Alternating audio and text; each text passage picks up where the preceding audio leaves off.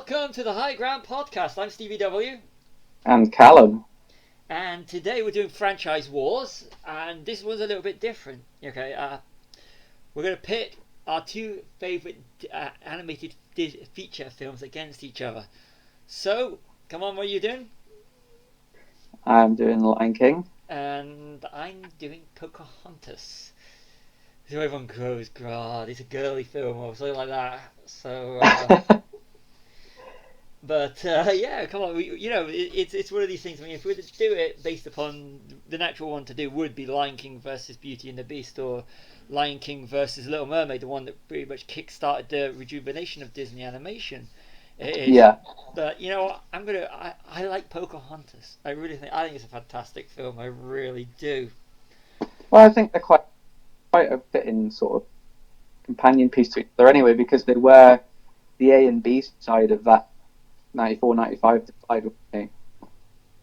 My fiance was reading the other day because when we were watching them back to back for research, and apparently more people wanted to work on the animators saw Pocahontas as being the A movie, Yeah.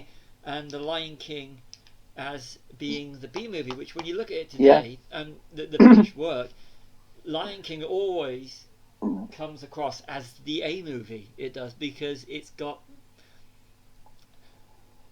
more power to it, if that's the right word. Yeah, I It mean, feels bigger. It's got more scope. I did a bit of box office research, and So did I. the budget for Pocahontas was 45 million, Yeah. thereabouts, and it made 346, I think, million worldwide. Yep. Whereas Lion King was 10 million less, so for 30. Oh, it might have been, 54 for Pocahontas and 45 for Lion King. And Lion King made like nearly $1 billion, I think, as of today. So 968-511-805. that's it, yeah. But if you're going to play that game, let's have a look at how much the live action Lion King took. Yeah, it's over $1 billion, isn't it? Over $1 billion. But let's have a look how much the live action version of Pocahontas took. Over $2 billion. Oh, well, Avatar, yeah. Avatar. Yeah. And if anyone You got me there. Yeah, I wrote these notes out just so I could win the argument, especially when I found out that Pocahontas animated only took in a third of what Lion King took in, but Avatar took in $2 billion. And the thing is, it is the same movie, but that's a topic for another time. Oh, so why do you? Pardon? Oh, it's unbelievably the same movie. Yeah. So why do you like Lion King, dude? Well, I think for a start, it was the first Disney film I ever saw, so it's ingrained in that sense. But over the years, like, I'd argue it's the most disturbing and the most sort of, you have to get through the depression and the grime in it till you get to the comedy and the fulfillment at the end. And I think it's just, for me, it was always like a perfect metaphor for life itself. Like, I always used to feel a bit like sometimes, like, not good enough, and you cause things to go wrong, and you do meet those friends in your life that you're never gonna lose touch with, and Hakuna Matata. Yeah. I always think The Lion King is like life in an animated movie. It's life personified. I think it's so poetic and beautiful, and it just covers everything you need to know about life. And it's only really marginally based on Hamlet, so Yeah. And you're a big Shakespeare fan. I am. But I mean, when we're saying Hamlet, we're saying like there's an evil uncle that kills the protagonist's father, and that's it. But the end with the hyenas. Sorry, spoilers. If you haven't seen Lion King, while you're listening to this, bit with the hyenas at the end. Oh, it's dark. Yeah, I think that's got to be the most vicious death of a villain in Disney, actually. Ripped apart by Jeremy Irons, ripped apart by Cheech Marin and Whoopi Goldberg. Yeah, while they burn to death. Yeah, it's horrible. I mean, but I remember. I mean, I never saw Lion King at the cinema, but I was introduced to Lion King essentially. It came out on DVD or video at the time. But then it was this Timon and Pumbaa cartoon, which was on Disney, on Disney Channel, and I used to love that. I'd come in from work and watch it on a Saturday night, and it's on Disney Plus. Ooh, that's gonna have to watch that. but yeah, it always struck me as just being dark, and Lion King was literally a year before I started watching Disney again. Because if you in 90, up until going to Disney World, because I was in '95, I was very, I always saw Disney as being a children's thing, and Yeah, I went to the theme park because if you go to Florida, you have to do Disney World, and yeah, of course. Pocahontas was the film they were promoting then. And I thought, oh, I've got to see this film because it looks good and everything. And the moment I saw it, because they were playing the music, What's Around the River Bend and Colors of the Wind, that was all on all the Disney adverts when I was in Florida. So it kind of like it became sort of like something I had to see, and when I saw it, I was blown away, and that's when I really started watching Disney again. It was, Yeah, and so I'm going to be biased for that, and I think Miko is one of my favorite Disney characters. Well, Miko is one of my favorite Disney characters, and I just love it. Then you go in a bit deeper, and you've got the whole environmentalism that's in it, and I know it's yeah, Pocahontas and John Smith. The story's real, but they completely fictionalized everything, yeah. the majority of it, should I say? And they turned. And I love the fact that I don't know if I'm right about this, but isn't Pocahontas the first Disney Native American princess? As far as I know, yeah. I mean, I think she's not. One thing I always did like about not Pocahontas. I mean, recently I've rewatched it and sort of reappraised my opinion of it. Like I do actually quite like it again, and Miko is a big part of that as well, by the way. There you go. Um, but I think Pocahontas is, for me, she's one of the more sort of non-sexualized Disney princesses, if that makes sense. I mean, obviously Nala is as well, because you can't really sexualize a cat, can you? Mm. Unless you watch Tom Hooper's Cats. Um, but no, I think Pocahontas is like she's quite sort of assertive, and she fights her father and the rest of the tribe on like how she feels about John, and the whole peace thing is a bit namby-pamby now, but it does work within the sort of framework of the film. But no, I've always liked Pocahontas in general as a character. I think she's one of the more rounded Disney princesses in quote marks. Yeah, I agree about the non-sexualization totally. And you've seen Cats. You've actually watched Cats. I haven't seen it, but I know of the abomination that is Cats. I thought that's going to be another. That was going to be another one in itself. So, yeah, I mean, the animation style of Pocahontas, I love it. Is the colours, the pastels and everything. I thought it was fantastic. I like the songs Yeah, in it. I think that you know, there's no quote. I mean, they're very catchy, but they're not catchy like the Lion King. They're not. I mean, colours are no, fabulous. Or you can't compare. If like the Hakuna Matata and Can You Feel the Love Tonight? I mean, they're out there. And unless you really know Pocahontas, then the songs are really under the radar compared to some yeah, of the Disney ones. they're quite good though. I mean, I suppose the only quote I can think of is the Grandma Willow thing when she says about listening to your heart. She Yeah, says that quite a lot, doesn't yeah. she? Or listen with your heart, I think it is. You will But yeah, understand. I think that's what helps a lot of Disney films succeed, isn't it? How quotable they are. I mean, with Aladdin, you've got the genie and Robin Williams, isn't it? So you could literally pick anything he says. And then Beauty and the Beast, you've got the songs are iconic. Yeah, Yeah, I know what you mean. Like it sort of flies under the radar of a lot of people because they can't quote it or sing some of the songs. But yeah, I think the two songs in it, I think, are really good actually. yeah. But let's look at voice talent now. Yeah, I'm sorry. I mean, this should be don't get interesting. yeah. No, Mel Gibson, which we really. But Pocahontas, Mel Gibson, Billy Connolly, Christian Bale. Yes, Christian Bale. Yeah, Yeah, and okay. Now you got to remember this is the time in '95. Mel Gibson still hadn't gone on his rant, so this is when Mel Gibson was still big. But he no, was racially sensitive at the time. pardon. He was still racially sensitive in Yes, 1995. but you can say those. You can say all. You can say those names. Yeah. Then you just say James Earl Jones. I mean, even though Jeremy Irons and Rowan Atkinson's in it, but James Earl Matthew Jones. Broderick. So how do you Yeah, I top know. James Earl You can Jones? just stop there, can't you? Yeah, it's like, but then again, if you say James Earl Jones, he's like the definitive, or one of the definitive voice actors in terms of like an Oh, iconic voice. You know, James Earl Jones, as soon as you hear his voice. I mean, he's brilliant in something like say Coming to America, or of course, I'm going to say Star Wars. But he has got that. He's got that gravity about him. yeah, He's just incredible, and that's what I loved about when John Favreau brought him back. Even though I think that was a bit of a fanboy thing to bring him yeah. back. But then again, who else is going to play him? Well, what I really liked about the remake as well. Well, the whatever they want to call it. It's not live action or the update. Um, was that he did sound like an older king, so which is more in line with Mufasa being like an older. He's his dad, isn't he? He's been Yeah, king for a long time, so he did sound like an old sort of. I've been through the, I've been through life sort of person.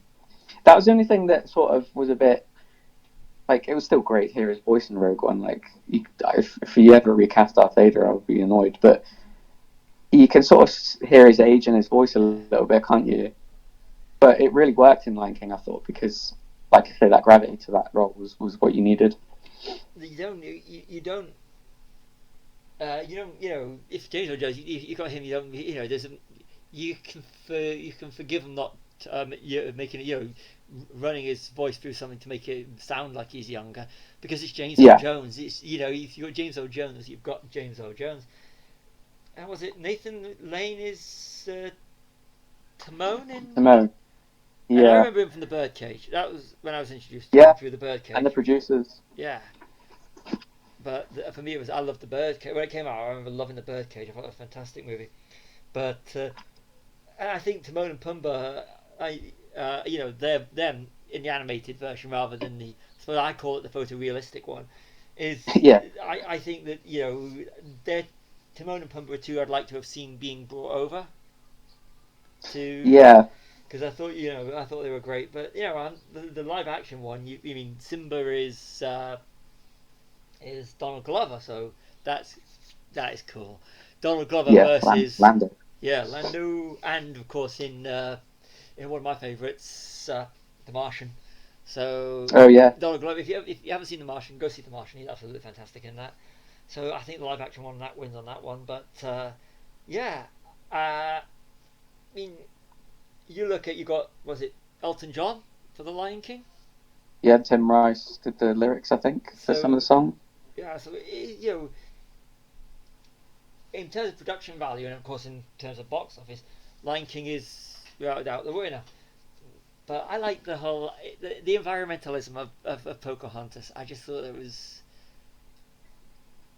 you could put Pocahontas on, if you're feeling down, you can put it on and it'll cheer you up. If you're feeling, there's to me there's so much weight with the Lion King. That's why Pocahontas always, I like, you know there are times where I want to be it's,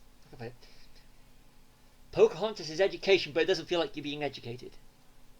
Yeah, I know what you mean. I mean, I think with the Lion King, like we said earlier, the Shakespearean thing is key to the Lion King. The grand sort of you know good versus evil character thing. Like that's very Shakespearean. Like, it's also heightened reality. I mean, a lot of people always mistakenly cite Shakespeare as being was documentary, and it's fiction at the end of the Yeah, day. It's sensationalism. Whereas I think Pocahontas does get the points over the Lion King for being the one with the more going after the more mature sort of historical themes. I mean, it's colonialism, isn't it? yeah. And you know, those evil native guys have got things we need. Let's kill them. Yeah, was it for the first songs is savages, savages. Yeah, I don't think anything can get away with doing that I quote. forgot about that song until I rewatched Yeah, it. and It's really I like the sort of the dichotomy between the English guys and then back to the Indians. yeah, Saying that both of us can be savages. yeah.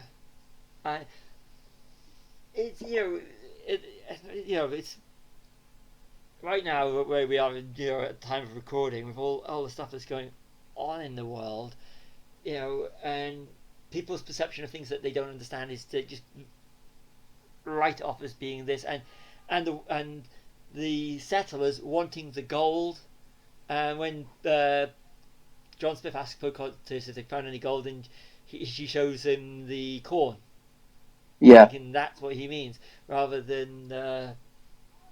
And when they can't, when the what's his name guy? Yeah, I'll get his name.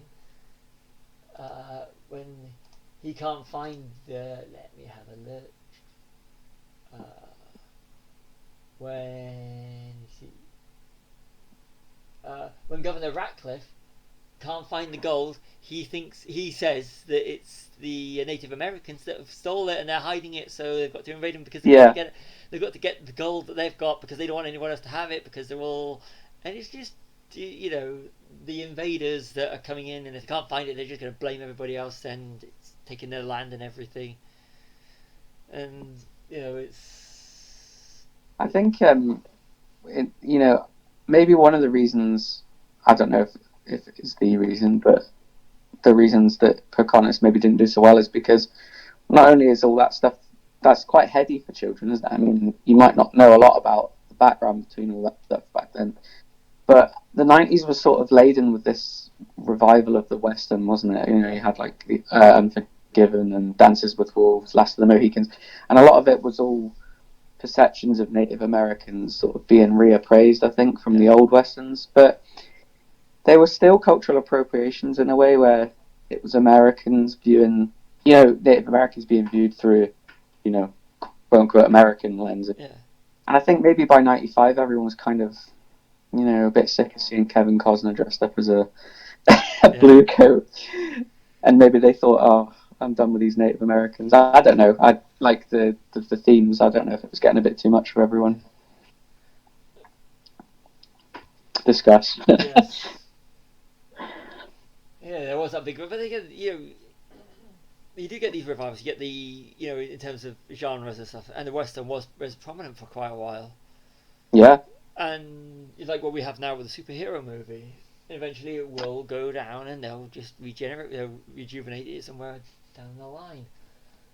But you know, I think it's what's it? Tell you what is different when you look at it on here. It's got singing voices. Rather than now, you'd expect the voice talent to Yeah, to do it actually, themselves. yeah. But now Yeah. it's like get singing voice and acting voice, which is a good. Then again, you could also argue that this is kind of the start of both Pocahontas and Lion King. The start, instead of having names to actually pull someone in, as saying, "Oh, we've got this key voice talent as well as all the people that make a living through being voice talent." I mean, if you look, you've got. When I was reading it the other day, who is it? You got Frank Welker, is it? Does the voices of Oh the yeah. roars? He does every voice ever, doesn't he? Yeah, and to actually have it's Frank. I found it the other day. Frank Welker, Lion Roars, and Frank Welker Yeah, should have yeah. been. I was quite surprised to find that they didn't use any real lion roars in The Lion King. Yes, but he's Just Megatron. Megatron did them all. Yeah, and amongst other things, and it's just sort of like it's kind of those movies are the start of like going, we've got we've got an animated feature. We need to have someone that we can get people into to put butts on seats. But yeah, Did he do? He did Megatron's voice in the animated series, didn't he? yeah, and I think he did Yeah. some of the live action as It well. was Hugo Weaving in the films, wasn't it? It was for one of them. But let's have a look. Go to the top. He's Shockwave and Soundwave. Yeah, Oh right. in and he's also Fred Jones and Scooby Doo. Yeah, that's right. Wasn't he Scooby Doo as well? Yeah, Scooby Yeah. Doo and Garfield. And oh, of course, yeah. He's like going. Yeah. He's been in everything, really, hasn't he? Yeah, fair play. For someone who actually, but he's like rather than like you got the Simpsons actors who are known essentially for the Simpsons, that he does it across the board. So that's cool. Yeah. But Is he not in Pocahontas as well? I'll have a quick look. I just clicked on the pic. Sorry, it's a good thing. Yeah, I've just clicked on a picture of Miko because I think Miko's cool. Flit, you're right. He's Flit, the little hummingbird. The bird. Yeah. Yeah. Is it I must admit that I nearly nearly pissed my pants when I watched it again when Miko uses the bird as like a sword Yeah. against the little dog. Oh, it's so funny. It's brilliant. I think today, it'd be interesting to see when if they do a real live action Pocahontas, it'll be interesting to see the casting. Yeah, I think nowadays as well, it's a lot more fraught with sort of problems as well, isn't it? Like depicting other races is a bit more sort of considered now than it was then, isn't it? Yeah, because if you look at the live action Lion King voice talent compared to the animated Lion King voice talent, it's different. I mean, like I said, there's some that they should have kept. They should have kept Nathan Lane, and I like Lisa. I like Cheech Marine is cool. Yeah, they should have kept Jeremy Irons as well.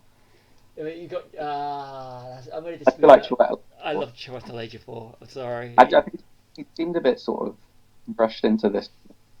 Yeah, but I've got a soft spot for Chiwetel Ejiofor ever since I Oh, saw Kinky Boots. So it's if you put him in a film, go back to 2005 if I'm right when Kinky Boots came out. yeah, I thought that Chiwetel Ejiofor was going to be a huge actor, and he's just bubbled under since, and he's made some real big films. I mean, 12 Years a yeah, Slave, Doctor Strange, and so it's good to see. Inside Man. It's good to see actually Chiwetel Children of Ejiofor, Men. Children of Men. It's good to see him getting at last the recognition, Yeah, and it's also good having, like I said, going back to it again, James Earl Jones. Yay! yeah, But definitely. you know, if you think about it, you go back to when like I said, Night King and Pocahontas back to back. You know, if Lion King teaches you about growing up and life itself, you could argue that Pocahontas can teach you how to be a good person, because and looking after the planet and don't treat someone differently because they don't look like you, Yeah, or so you've got inclusion, and so it's brilliant, and especially nowadays. yeah, and this goes back to something that we discussed about. This is my one for the day: Star Wars: Phantom Menace. You go back to Yeah, Star Wars: Phantom Menace.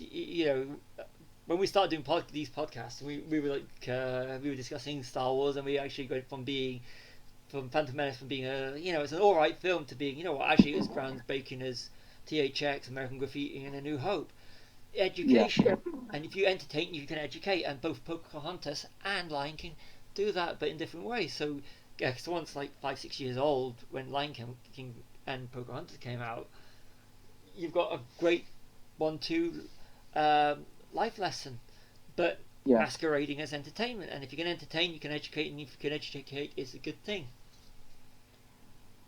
I think they're almost like a sort of flip side of a single, aren't they? Like Yeah, side A and side B, literally. Like um, like their themes aren't. I don't think they're similar, but like you say, they're a nice sort of companion piece. Like one is teaches you growing up and stuff, and the other is like don't treat people badly, and I think that's quite a nice. It was a nice 1-2 punch for Disney in the 90s. Because I mean, after this, they sort of go a bit. Well, I wouldn't say loopy, but it's a bit random, isn't it? You go Hunchback, then you got Hercules, and you got Mulan. There's no real sort of through line, is there, with them? I think because you got Little Mermaid, Beauty and the Beast, Lion King, and Aladdin. Pocahontas, Aladdin, and Pocahontas. You got four big ones, and they started to figure out a formula. So after Yeah, Pocahontas was released, you got something like Mulan, which is absolutely fantastic. But you've also got yeah, all the other ones. They just throw it out to see what sticks because Disney went from being mediocre through the late 70s and 80s to after Little Mermaid hitting its stride again and finding its audience and becoming the powerhouse animation now that is. I mean, I've always compared. This was years ago when I did a review. I compared Disney to was it DreamWorks and all the other ones, the whoever the Minions and Despicable Me. It's like you go. It's like going to a restaurant. If you want to go to McDonald's or a fast food restaurant, you go for your non Disney animation, which which is great for while you're watching it and for shortly after. You think, well, you really enjoyed it, but you didn't take much from it. You'll go again, but it's Yeah, not like the sort of thing you go, it's really good, but I really want to watch this film. I really want to watch this again and again. But Disney's like, when Disney's done right, it's like going to a fancy restaurant where the food is yeah, absolutely fantastic, and once you've been there, you tell all your friends, then you want to go again to the restaurant. But if you had it all the time, it wouldn't be as good because you get bored of it, and it yeah, would water it down. So when Disney puts out these powerhouse animated feature films, then you know that you want. I mean, they do still do the ones that aren't so brilliant, but when they do the traditional animation and the under the Disney banner rather than the Pixar, you know it's going to be an event, and you yeah, want that event. You know the event's going to be good. I mean, I haven't said that you got some of Pixar's films, including like your Toy Story, your Up, and Wreck It Ralph, fantastic. But you do also do the bubbling unders. But when Disney and Disney Pixar do it right, that's your 5-star restaurant. It's yeah. so brilliant, 100%. and it's Totally. I think that's like film in general. Like if you watched all the Oscar stuff, the fine dining, you would get bored all the time. You do need some popcorn now and again. popcorn's good. It is good, yeah, yeah. But I mean, with yeah, I mean they sort of repeat the same trends, don't they? Moana is it's a stealth room Pocahontas, isn't it? I've not seen Moana. Even though it's got Dwayne in it, it just didn't appeal. But I will watch it. Disney Plus, yay! Yeah, it's like a South Pacific mode. Yeah. They have like the mystical grandma and the same sort of quest narrative thing that Pocahontas had. And But must be I think it must be a sort of a thing that they know they can repeat, you know, again and again and get right most of the time. yeah, I mean, the problem with it, I think with the '90s, beginning of the '90s for Disney was great. Like, yeah, Little Mermaid in '89. I mean, there was a bit of a misfire with Rescuers Down Under, but then you get Beauty and the Beast, you get Aladdin, you get Pocahontas, and then the '90s is like this big, what they call it, the Renaissance period, don't they? yeah, But I think that was sort of not downfall, but it was their generic stuff was setting in at the end, like Emperor's New Groove is. You barely even notice that it's about the Aztecs because it's so Disney by the numbers, yeah. and Atlantis and stuff like that. They sort of put themselves into a corner with all their successes Yeah, in a way, and then they were reinvented with Pixar. But yeah. yeah, they go through this sort of boom and bust period, don't they? I think culturally. I mean, we're in the live action remake phase at the moment, aren't we? Oh yes. I mean, I think when I was watching both Lion King and Pocahontas, I actually because we actually did do it back to back. I mean, we didn't, Yeah, but we still started with Pocahontas because that's what I really wanted to watch. And and one thing I got out of it is I really miss that kind of animation. I really do. I I think do. it's. I mean, a few years ago when I eventually watched Frozen, I watched it back to back with the original Cinderella, and Yeah, I watched Cinderella, then went to Frozen, and I was like, I don't understand Frozen, but then again, and I always when I think of Frozen, all I think of is not as good as Cinderella.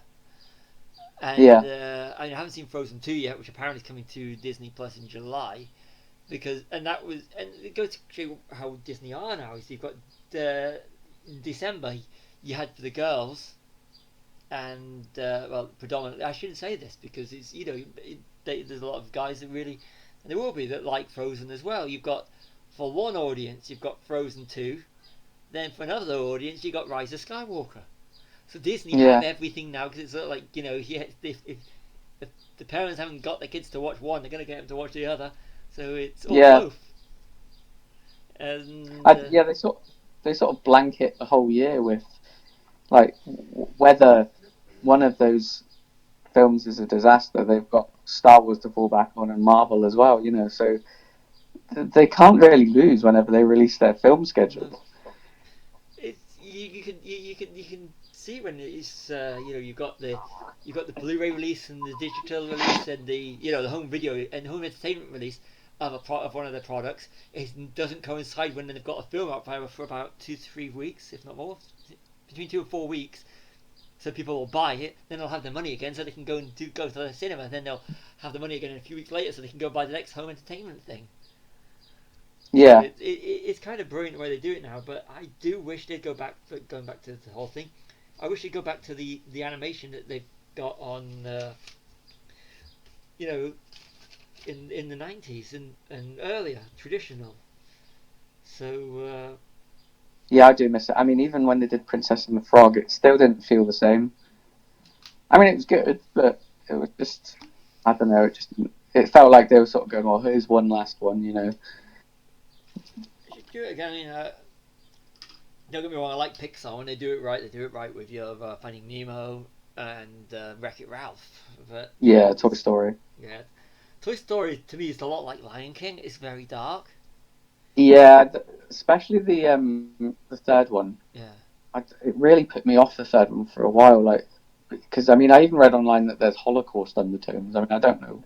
You'd have to do some deep digging to find out what that was, but it's just I think they latch onto this whole like, oh, we have to be dark for a bit and edgy, and then we'll lighten it up at the end. I think that's like a thing now, isn't it? yeah. But then again, look at 4. Did you see Toy Story 4?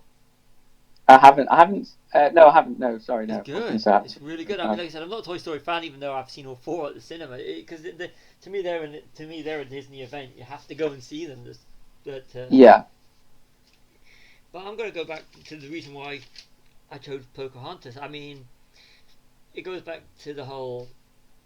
If a film reminds you of, it takes you back to a place and reason why you fell in love or rediscovered something. And Pocahontas, no matter, I mean, I know it's not the most popular, but to me, it is. It reminds me of a great period in my life, and yeah, I'm rediscovering Disney, and you know, uh, that's it's just the feeling I get when I think of Lion King. It's not something that I can relate. Well, it has to be, but it's not something that's personal to me in the yeah, sense that I don't have any memories from the release that connect me to the film. Whereas Pocahontas, I remember where I'm pretty certain if I'm right, I would be right. I saw it at Luton's, the Odeon at Luton. I did, and it's and where I was at the time, first year of university when it came out, and it's just, and of course Florida, and it's all adds up and adds to the the whole feeling of Pocahontas for me. yeah. I It's mean, I totally agree. I think it's also the reason why the Lion King means so much to me because it's like I saw it when I was. It's vividly the first Disney film I remember watching, so it's always going to be that connection I have with the studio, and I think like Disney's like that with a lot of people. Like they could even name like what is quote unquote the worst Disney film, as their favorite, and you can't really argue because if that film means something to you, then that's fair enough. Even if you like Song of the South or something like that, mm, it's still they have that weird connection that a lot of films. You can always say like, "Oh, I remember the first time I watched Star Wars," but you either like that or you don't. yeah, Whereas I think Disney, like, there's always something for everyone throughout the whole catalog. Like my fiance's favorite one is Mulan, which probably a lot of people wouldn't say is their favorite, but you can't bring yourself to argue with anyone about it because you think, well, that's special to you because, for a certain reason. And I think it's the same. Like, it's not that any particular film. I mean, some of them are better than others, but it's not like, oh, it's better because it's better. Kind of. It's a weird sort of. I can't really explain what I mean, but it is very personal. I agree with that definitely. that's perfect answer. That is absolutely perfect answer. I could not top that. I'm sorry. That is just You could, brilliant. I suppose, you could try. No, no, no. You summed up everything about what. Just summed up everything perfectly about what Disney means and why these films mean so much, and it goes back to the reason why we chose to do Pocahontas versus Lion King, or should I say Lion King versus Pocahontas, depending on which way you want to to put it, and it's yeah, very. You stumped me, dude. That's perfect. I can't argue with that. I really can't. Well, like input wise though, like is Pocahontas, does it have a defining moment for you that defines Disney for you, For or does it me, lie with another one? for me, I've always loved saving. For me, I like everything with Miko. I mean, everybody did think because I'm a Marvel fan, Rocket Raccoon is my favorite raccoon. It's not. It's Miko. It's always been Miko since 1995. I mean, come on. I did an animation essay when I was at university, and my treat for completing the essay was going to the Disney store and buying myself a 12-inch, wasn't 12 inch, bigger than 12 inch, a furry 24-pound Miko that was gone down to 12 pound that was in the sales. And I was like, and so I'm going on. I'm going home on a train with a Disney bag with bearing in mind I was like 20 at the time. I'm going home with a Disney bag with a bloody Miko doll, furry Miko in it, yeah. And so but so it's special for that. But I also like the whole uh, was it is it Colors of the Wind, where you think you own whatever land you land on, so it's the third thing you can claim, the whole Colors, yeah, Colors of the Wind. If you listen to the lyrics to the song Colors of the Wind, and to me that's environmentalism and love everybody and everything in a perfect kind of way, and I like it for that. And I like I said, it's good, the whole save the whole. I like the save the planet vibe, and I know I'm a hippie and everything, but it's done in a way that is, it's not like ramming it down your throat. It's all done in a nice, Yeah, the melodic way is fantastic, rather than going save the planet, don't kill the whales, don't cut down trees, and like that. He's just ramming it in your face, but he's doing da dun da dun da dun. Like the whole rambling of the music, and that's education through song, which is and Green Day do it, and REM do it. Just to name two bands. I know loads of bands do it because you can do it. But when you do it, it's more when you do it as protest songs and everything. It's a yeah, protest song, but if you can do it in a way that which people are being educated without realizing what they're doing, it's fantastic. Because yeah, when you're a kid and you're listening to the lyrics to some of these songs, you don't know what they mean. Sometimes it's just because the no, melodies are it's more dominating the lyrics. yeah, But when you got the visuals, Pocahontas talking to John Smith, then everything, it, it's good, and giving children that education, even just children, adults that would discover it as well, then just going, and it's not too preachy because it can get really no. preachy sometimes. I was quite struck by when I rewatched it with on Disney Plus. That, in fact, it's the first time I've watched Pocahontas since for a long time, since I had it on DVD maybe, and I was struck by how I seem to remember it being like sort of rammed down your throat, and then when I did watch it, I was kind of like, oh, it's kind of not subtle, but it's not. The song contains all the messages rather than, a lot of Disney films, ones that are really preachy, use the dialogue, and they don't. They're not great dialogue, are they? They're No. better for their songs and their melodies. Yeah. So I mean, that's why Hakuna Matata works and Circle of Life. I mean, Circle of Life isn't even in English. A lot of it at the start, and everyone remembers that opening shot of the sun coming up and all the animals rushing to Pride Rock, just as colors of the wind. I do specifically remember like her being in the boat and going over the side of the waterfall and that, and the imagery is what draws you to it as well. I think the definitive Disney moment for me, it's not holding the cub up over the rock. It's the scene where he meets Timon and Pumbaa, and there's that. It's my favorite time lapse in any film where you see them sort of dancing across the log, Yeah. and Simba's getting older as they get across. I think that's fantastic. Such a great passage of time, Yeah. like time lapse thing, and I think that just defines the whole movie for me. Like he's found his way to grow up and get past that whole the blame thing about his father. Because I mean that scene used to terrify me as a child, where Scar basically says, "Yeah, he's dead because of you. Like you caused all this." And I think like, how twisted could a family member be to try and make another family member think they're responsible for someone's death? I think, for me, that's why Scar's always the worst villain for me out of all of them, because he's like a bully psychologically, rather than a lot of them are all like, like Maleficent and that sort of. But I think he's a really insidious villain. Plus he gets other people to do his dirty work for him. Yeah, They're yeah. nice. I mean, the governor in Pocahontas, I almost find him quite charming. He's I mean, a he's an arsehole, but he's just sort of like this up 18th century British guy, isn't he? got a bit of a James Bond villain vibe. He has actually, yeah. Very. He's also voiced by I think it's David Ogden Stiers, the guy that did Lumiere's voice in Beauty and the Beast. Not Lumiere, sorry, Cogsworth's voice in Beauty and the Beast. Whoa, let's have a cool. I've got to look. David Ogden Stiers. Oh, he passed away in 2018. Jeez.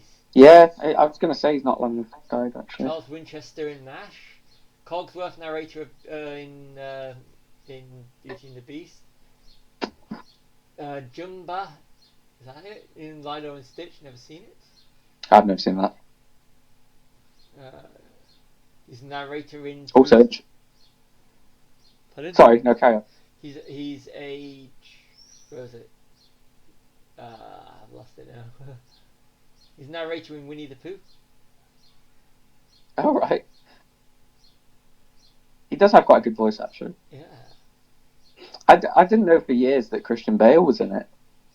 I didn't realise it until, because Christian Bale's never really been on my radar until. No, not until I think the first time I ever saw him was Reign of Fire, because I saw Empire of the Sun later when I was an adult. Yeah, he's came to be Batman, of course, Batman Begins, but yeah, for me, his defining performance is Le Mans '66. Or should I say Ford versus Ferrari? I love that film so much. I have this sort of weird relationship with Christian. That's not like a confession. I mean, like actor-wise, I think he's just sometimes he's like when he hits the mark, he's fantastic. Like he is good Batman. I can't deny that. But I find him a sort of maybe it's because of how he is in real life. I think he's a bit of a douche. Yeah. Especially after the Terminator thing. Yeah. I don't know if that was done or whether that was real. I just thought immediately like doucher. It didn't generate enough It didn't generate enough to get people to put butts on seats so they could continue with that franchise there on that incarnation. But ironically, another film I watched recently again that I actually thought not that bad the second time around compared to Dark Fate and Terminator 3. Yeah. I can't stand Dark Fate. Don't ever make me watch Dark Fate again. If you ever bring that film around, it ain't gonna be. That's not going in any on this TV, on my TV. I am not watching that film again. That is terrible. That's just going off tangent. That's my one tangent for this episode. Terminator Dark Fate, don't watch it. It's terrible. It is one of the worst. It ranks as one of the worst films I've ever seen. Watch Pocahontas and Lion King instead. Yeah, watch Pocahontas and Lion King if you haven't already got Disney Plus, but I'm pretty certain most people do have Disney Plus now. I've had people that speak to this. Yeah, I think they do. I've got it for my kids. Yeah, so I got it because I wanted it. Yeah, I got it for my kids. Keep telling yourself that. Yeah. So how come their playlist has got about one or two things on it because you put it on it to make it look like you're using it? Yeah. And yours started repeating because you got so many on there. Yeah, it's.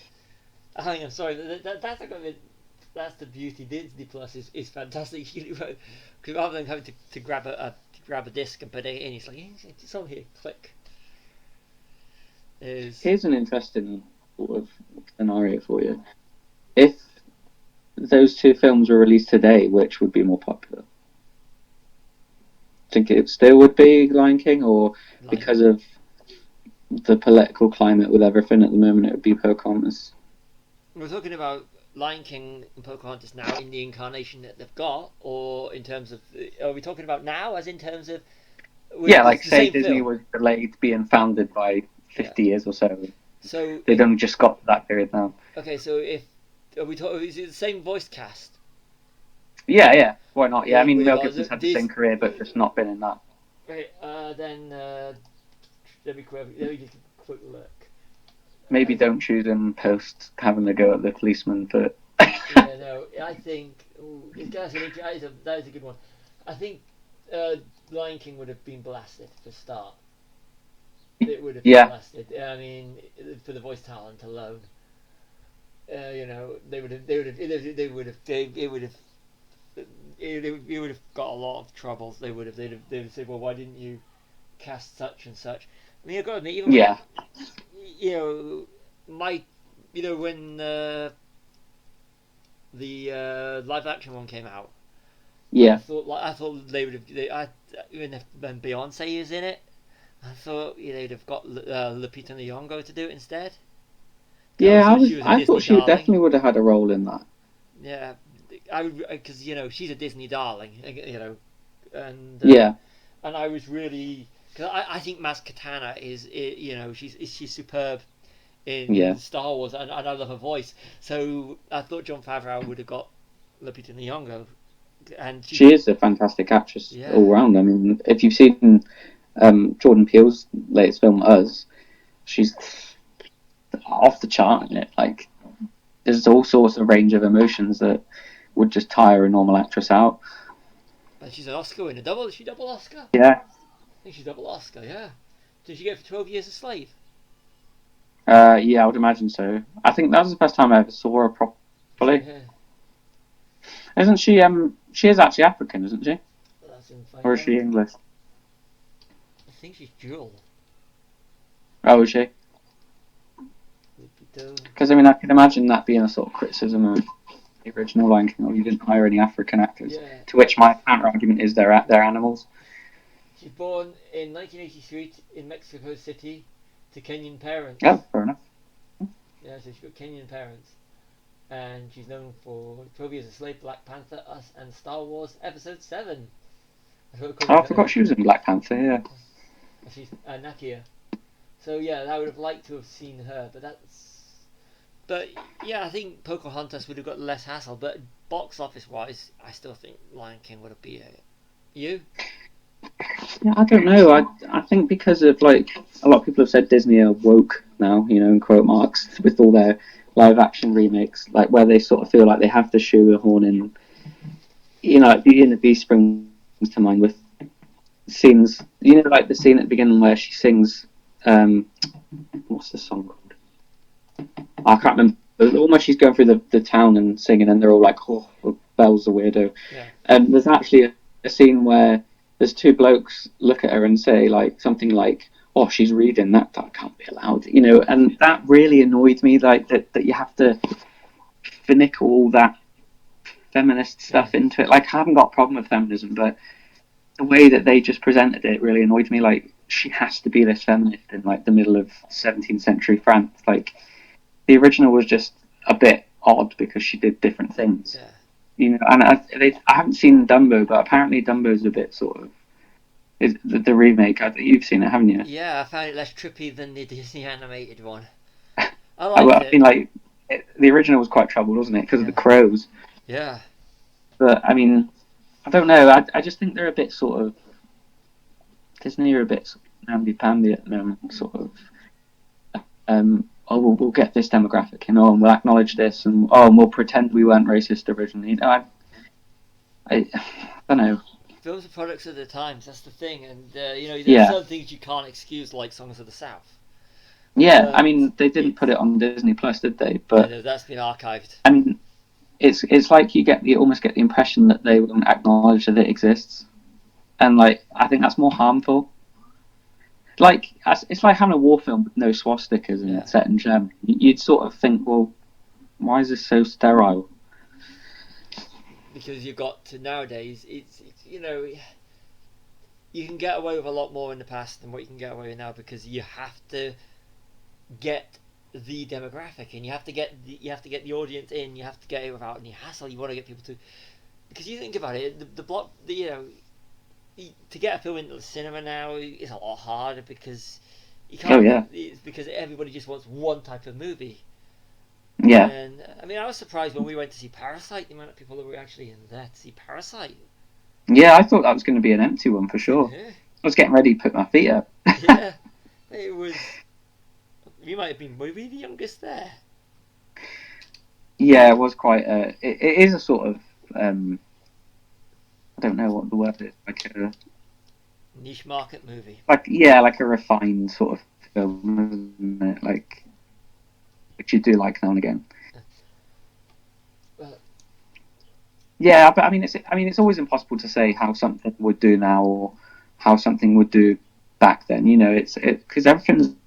We had this conversation, didn't we, about would The Empire Strikes Back fail if it it was would have. released now? And you just, yeah, I mean, you can predict it. It probably would, wouldn't you? Yeah. But it's hard to do because it's so ingrained. Something like that so ingrained into like, what if Indiana Jones happened now? Would it just be sort of, that's just kid shit? The thing It's is, hard to sort of imagine it.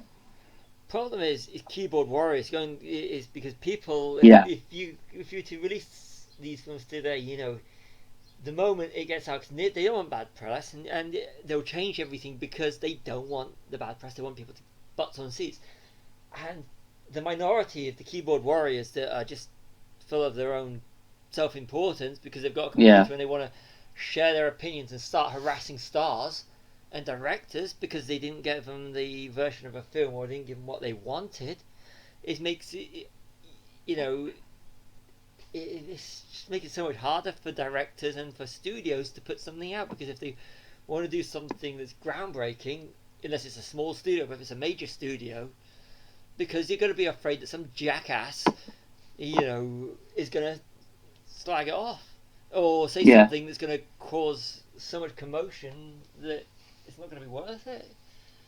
And then you get your sterile movies that just come out. I mean, it's it's a shame. It's such a shame that these like Go said about Empire Strikes Back. But God, these Star Wars fans or so-called Star Wars fans that hated it to 8 and 9 would be full force because it's not the fun movie that they wanted the sequel to.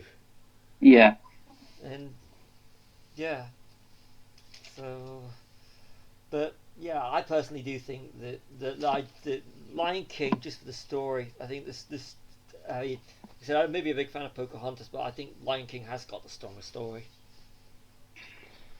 yeah.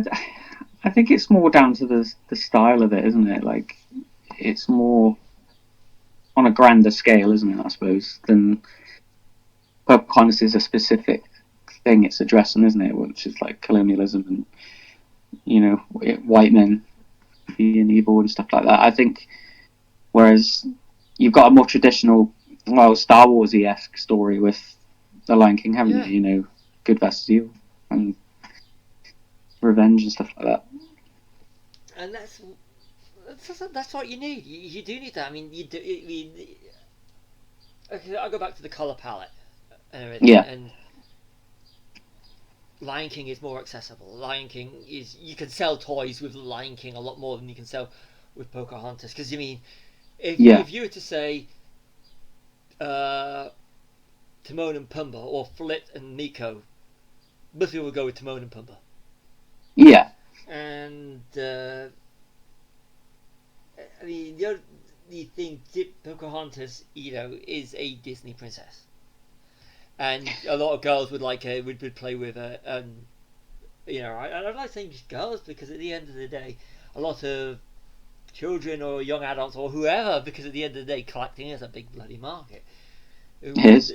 Would actually would you know a figurine or of a Disney princess that's more sellable than another furry little cat.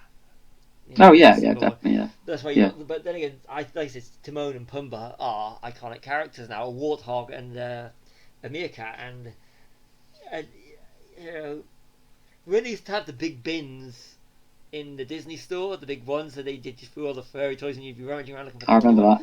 They were brilliant, and I think that there's more scope in Lion King to sell merch than there is in Pocahontas. Yeah, I think I don't know. I always thought it'd be easier to sell human, like sort of anthropomorphic toys, like the princess stuff and the because they look like people. They're easier to like. They look more like action figures kind of thing. But I don't know. Yeah, people tend to sort of gravitate more towards animals. Like, oh, they're cute. And especially like cats. Yeah. But I do agree with. I think like one thing where Pocahontas does trump the Lion King is the color palette. I think Lion King's very orange and red, and there's not really much else because it's going for like the whole Africa thing, isn't it? And Africa's very yellow, very bright. And I think I really liked. I must admit, watching Pocahontas again, I really, really love the color palette. There's greens, there's blues, there's like mauves, there's all sorts like rainbows. The water looks great in it. I think the animation's a lot better on Pocahontas. It's more focused. I do completely. Like I said, I do completely agree with everything you've just said, but I just accessibility. Lion King is always gonna. Lion King wins completely. It's Yeah, sometimes the simplicity is a good thing. yeah. AC/DC. Yeah, an album for over 40 years and it works. Why change something if it's broke? But with films, Lion King looks completely different and Pocahontas looks completely different to anything else that Disney ever does because they Yeah, always change for every time. So they are great standing on their own, but it depends on what you feel like that night, really, as to yeah. you know I always feel like they thematically sort of design their animation around what they're depicting. So Pocahontas looks really sort of Native American, like angular lines. Like it looks like they're sort of how they would draw characters. Whereas Lion King, we all lions look the same no matter what you do, don't they? So in that sense, again, Pocahontas has the more unique edge. Like when, something like Mulan, where even the design of the characters is closer to sort of Chinese, Asian sort of design, and then you go to I don't know, something like I don't know. Cinderella is more traditional animation, isn't it? Where you can go grim fairy tale, like medieval Europe kind of thing. And it's good. I do like when they theme their animation after what they're doing. I think that's quite. It's something they sort of lost in Pixar, where they all look like the same CG models. To me, Yeah, I want to go back to something you just said about you mentioned Cinderella. Now I yeah, hadn't seen Cinderella in years, and we watched it after we watched the live action one. And you watch Cinderella today, absolutely still groundbreaking, still one of the most beautifully made animated feature films ever. To me, that yeah, is you know. I don't have the same emotional connection with Cinderella as I do Pocahontas, but if it's to say what the greatest animated feature film ever made is, it's still Cinderella. Cinderella is got that thing about it. It's beautiful, yeah. absolutely stunning. It's a fantastic film. I mean, It's kind of it's, like you could say like it's like the New Hope of Disney, isn't it? Whereas your Empire Strikes Back is Pocahontas. yeah, Like there is the one is the best in your mind, like as in how it's received, how it's culturally looked at, and then you have the one that you think, well, that's my favorite. yeah. I always go with the same thing when people ever ask me what my favorite film is. I said, what our favorite film is, is so. I mean, I'd say like just my favorite film at the moment, is I love Pirates of the Caribbean at World's End. The most perfect film is Star Wars Episode 4: A New Hope, and the greatest film ever made is Schindler's List. It's. I mean, my favorite films does change, but never change on Schindler's List is the greatest film ever made. Try and top it, and A New Hope is the most perfect film ever made. You have these things. So when you say what is, it's a hard thing, but in terms of animation, Cinderella is the peak. Yeah, But I think Pokemon, it wasn't it the make or break for them, pretty much. yeah. Yeah, Sometimes so they pulled it off, didn't they? Yeah. Oh, That'd have been a strange world, wouldn't it, if yeah. they hadn't have, if they'd have failed. It would. That is this is what we're gonna do. Coming soon to the High Ground podcast, the what ifs. Yeah, I mean, a what if without Disney as it at full power now? That'd be a strange, strange film world. Marvel would be different. Yeah, so Star Star Wars would Wars. be. Yeah. People people forget that you look. I mean, there's a lot of people kick. Some people kick them a stink when Disney bought out Marvel, and it's like I trust Marvel Yeah, and I trust Disney. Marvel's never been better. Yeah. And I love the little things like in Ant-Man and Wasp when when they're whistling "It's a Small World" after all, and it's the thing they Yeah, can get away with because of the Mouse House, and I trust Disney. They put the right people in the right places, yeah, and I think you go back to something like Disney started being the powerhouse that it was through films like The Little Mermaid, Beauty and the Beast, Pocahontas, and The Lion King. yeah. Oh, Totally agree. so you know, this has been I've really enjoyed this discussion about these two movies. Well, they're quite seminal, aren't they? I mean, I think it's interesting that they are the B side of the A and B side of each other. And that just happen to be our favourite ones Yeah, is a bonus. It's not really been a sort of, oh well, this one's better. It's just they're much better when we just discuss the verses. I think rather than pit them against each other as a, you or know, I mean, you can't really pit them against each other, can no, you? Because they're personal choices. exactly. Look, can I just do a gratuitous little plug here? If you're listening, if you're anyone that's still listening and you want to hear a good verses, I'm going to go. To me, this is defining for one of the best ones we've done. Although this one's up here, is I like the Phantom Menace and Revenge of the Sith versus Attack of the Clones. And to me, Yeah, if you want to listen to a good one where we go against each other, that's the one. Find it on one of wherever you listen to it, you will find it on here. It's fantastic. Yeah, that's my plug for the High Ground podcast. So that's my one. Coming soon, we'll do I know we joke about the Star Wars drinking game, but yeah. Well, everyone will be alcoholics by yeah, now. who said alcohol? I'm actually drinking lemonade when we're doing this right now. So as you can see, my lemonade's in my bottle. Well, yeah, you can't see it, You can hear it listeners, but sloshing around. it is lemonade, nothing added to it. So yeah, so and like you said, you summed it all up perfectly when we openly discussed in our verses. Perfect. It is. I still haven't changed my opinion, but I Pocahontas to me, when we started this, it's still my favourite Disney film. But I tell you, doing the research, you appreciate Lion King more once you do the research, and Yeah, it's, I mean, it's like one of those. It's the critically lauded one versus the one that's not sort of thing. And I always find looking at the other one more interesting. Like for me, it was more looking into Pocahontas than it was The Lion King because I think it has a more interesting production, to be honest. Which sort of endeared me a little bit more when I watched it again because I sort of appreciated how it was made and what they went through to get it made and stuff like that. And I think a bit of research always opens your mind up with it. totally agree. I do because it's something you love. You'll never change your opinion of it, but you will Yeah, change your opinion of something which you don't. Not necessarily one of your favourites, and this goes about anything. I mean, we've said this before. There's a documentary. Is it on? I think it's Amazon Prime. Doomed, about the making of oh, the Roger the Roger Corman's. Corman. Yeah, just Yeah, it's not the sort of film that's on many people's radar, but it's just a fantastic thing to research something you don't necessarily like or something which you only got a passing interest in. You may discover something you really enjoy.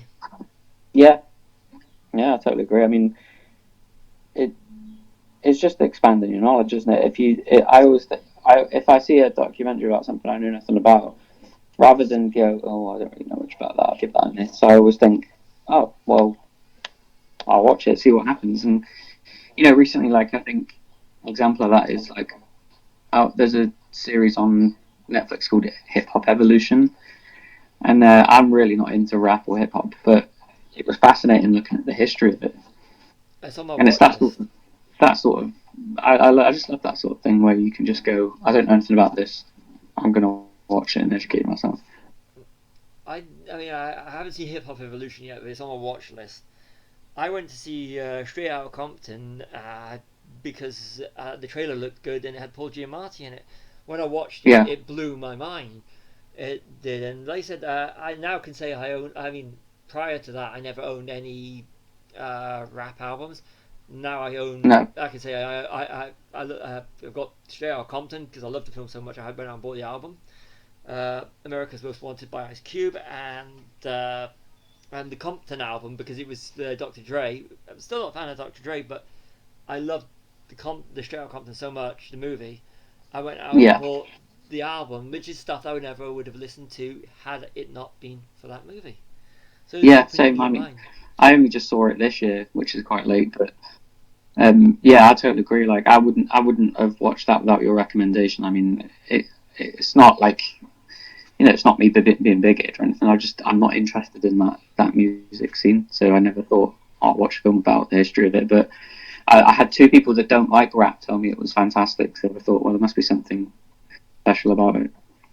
Yeah, so that's what films should do. You open your minds to different things. If you just only like one genre, it makes you very insular. If you open your minds, that's what I love about films and the films that when we can do we can go back to doing the High Ground podcast. How it should be when we're in the same room rather than over a telephone line. Is the after? I mean, anybody if you've not heard, listen, if this is your first introduction to the High Ground podcast, welcome to the High Ground podcast. But prior to lockdown and social distancing, we would do the High Ground podcast, then eat pizza and watch a film of one of our choices. So we'd introduce each other to Yeah, different things, and that's what I miss about this current incarnation about the High Ground podcast is that afterwards we can't sit down and watch a film afterwards together. But yeah, I know it's so annoying. yeah, but opening, we went from talking about, Pocahontas and Lion King to opening your mind, which is the brilliant thing through doing the research and everything. So this has been, I've really enjoyed this podcast and doing this podcast for you listeners and just having this discussion. Yeah, same. Yeah, I think I did sort of pre-research this one because I did think it was going to be quite interesting, and it has been. Yeah, I just like I like discussing what we're going to do so that we can actually and do the research. It's fun. It's yeah, fun doing this thing. It is. And thank you, listeners, for listening. I am Stevie W. and Callum. See you all soon.